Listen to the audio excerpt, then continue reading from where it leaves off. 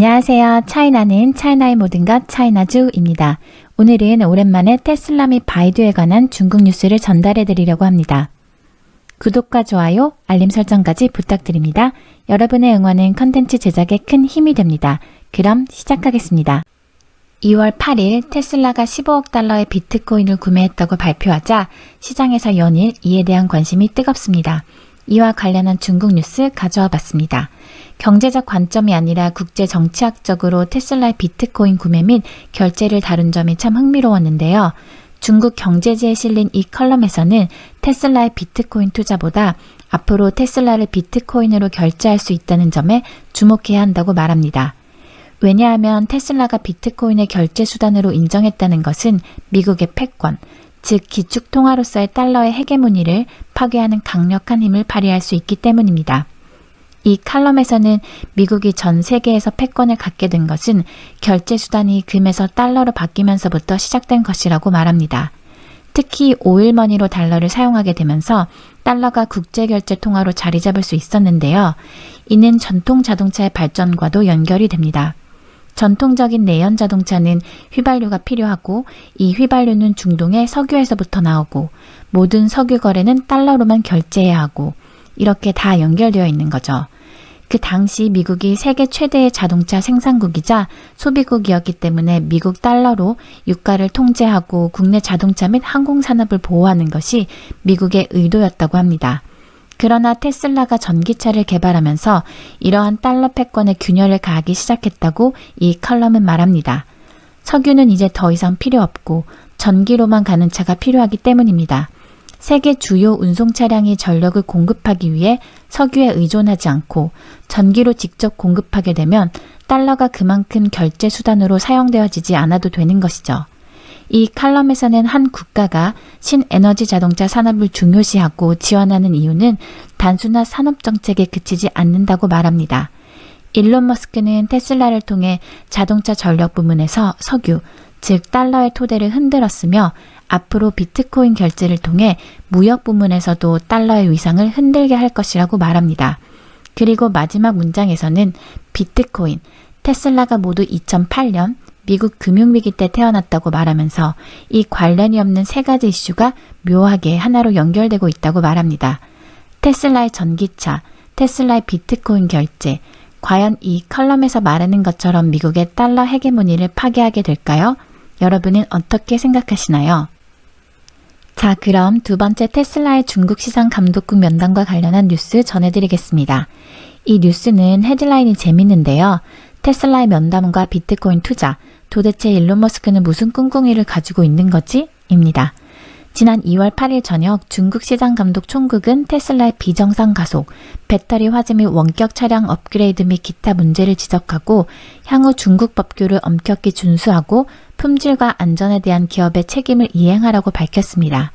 테슬라는 중국의 트위터, 웨이버의 공식 계정을 통해 중국 정부의 지침에 따라 회사의 단점에 대해 반성하고 종합적으로 자체 검사를 강화하겠다고 밝혔습니다. 이러한 규제 소식을 받은 날 테슬라는 비트코인 투자를 발표했습니다.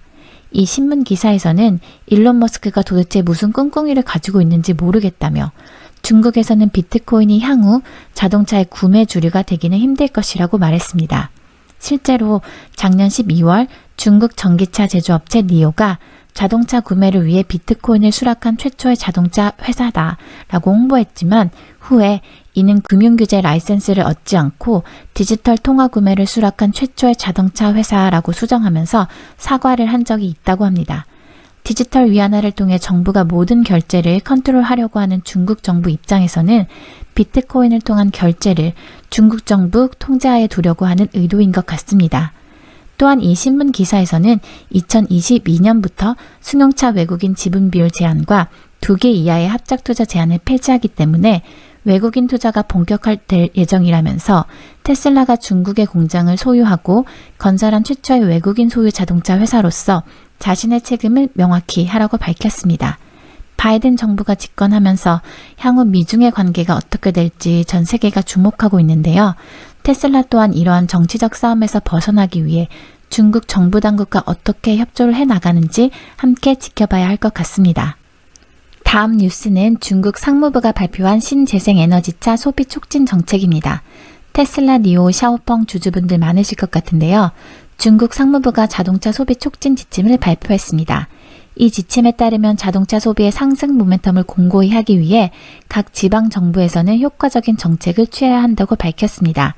특히 신재생에너지 차량의 소비를 장려하기 위해 제한된 지역의 번호판을 할당하여 신재생에너지차 구매를 장려하고 차를 소유하지 않은 가족이 첫 번째로 신재생에너지 자동차를 구매하게 되면 이에 대한 구매를 지원하라고 밝혔습니다.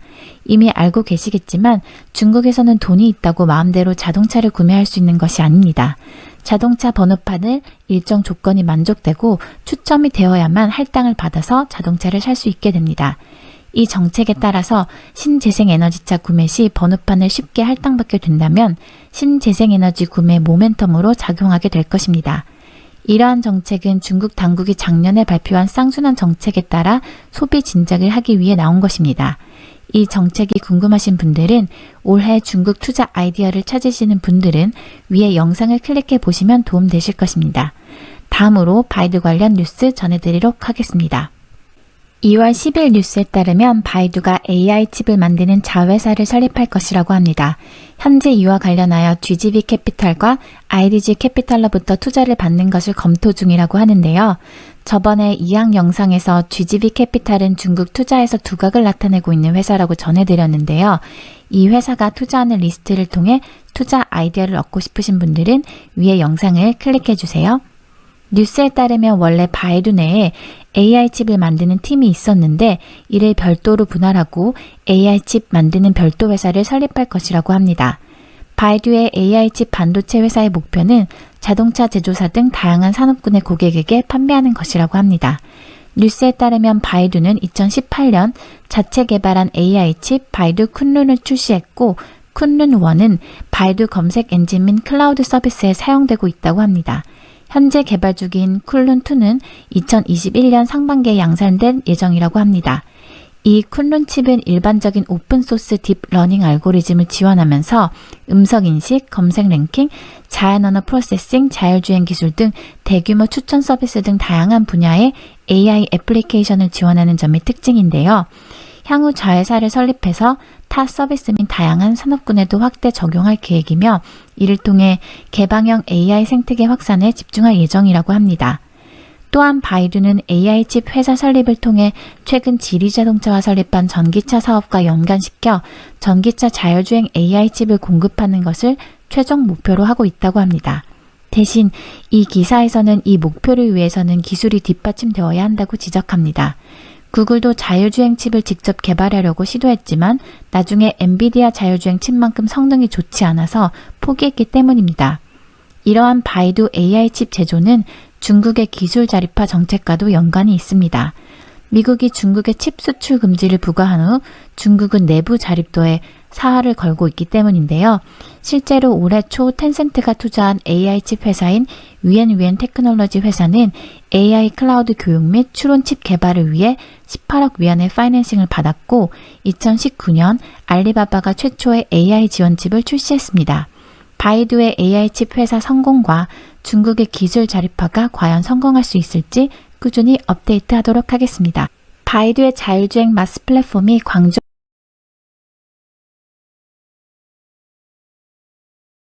합니다. 뉴스에 따르면 광저우 황푸구와 바이두의 아폴로가 지역 신년 행사 기간 동안 처음으로 멀티 서비스 자율주행 마스 플랫폼을 공동으로 구축해서 대중에게 편의를 제공하기 위해 5개 자율주행 모델을 공개했다고 하는데요. 로보택시, 로봇버스, 미니버스, 알폴로, 뚝신 등 5가지 유형 중 선택해서 지역 시민들에게 무인 차량 서비스를 제공한다고 합니다. 또 방금 전 전해드린 바이두 AI 칩 자회사 설립건과 별개로 바이두가 중국 현지에서 30억 달러의 자금을 조달하고 있다고 합니다. 30억 달러의 파이낸싱은 바이두 설립 이래로 최고의 금액으로 진행되는 것이라고 하는데요. 원래 첫 번째로 봤던 뉴스에서는 중국 국유은행 몇 개가 파이낸싱에 참여한다고 적혀 있었는데 나중에 그 뉴스는 사라졌네요. 30억 달러의 파이낸싱에 성공하면 어떤 비즈니스를 위해 사용될지 구체적으로 공개될 것 같습니다. 바이두도 파이낸싱을 받는 것처럼 중국의 5개 자율주행 업체들도 파이낸싱을 받는데 성공했다는 뉴스입니다. 올해 들어 허라이즌, 샤오마지싱, 웬웬지싱, 유니시 테크놀로지, 디디 오토노머스 드라이빙 5개 자율주행 업체들이 중국 현지에서 100억 위안에 달하는 자금을 조달하는 데 성공했다고 합니다. 각각의 자율주행 업체들의 강점이 다른데요. 언제 기회가 되면 따로 정리해서 올리도록 하겠습니다. 이처럼 중국 내에서도 자율주행에 대한 투자가 점점 활발히 이루어지고 있고 경쟁 또한 치열해지고 있습니다. 어떤 업체가 살아남을지 함께 지켜보면 좋겠습니다. 오늘도 영상 봐주셔서 감사합니다.